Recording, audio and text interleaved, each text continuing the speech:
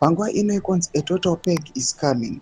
Parikuonekwa kunzi pane significant changes achaitiwa military structures, governmental structures nezvimwe zvakadaro after the passing of the CAB3. Zarapinda mashoko kubuda panguva ine some of the people vanoonekwa kunzi there are under 2030 lieutenants where panguva ine calling, denouncing vachienda against the CAB3. Inoonekwa kunzi yakutopasiwa panguva ino.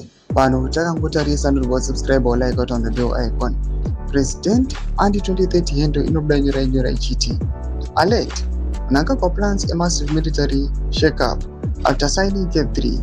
Information suggests a total peg is coming with all war veterans, senior officers and the generals set for forced retirement.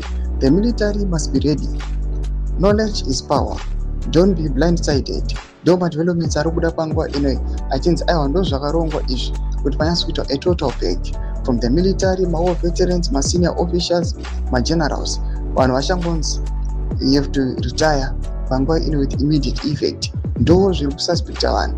Panguva ino kuri kuonekwa kunzi CAB3 panguva ino it is being pushed and has been initialized nevanhu vasiri government officials. Vanhu vanoonekwa kunzi they hold no position, but these people they are very powerful, they've got a lot of money. Zvinobva zvatongotiudza kuti amene maplans akarongwa ndeei kucentralize power. Pinda comment section medu dzavhungura enyu muri kudii pamusoro pechitwa ichi. So subscribe or like, chitwa on the bell icon.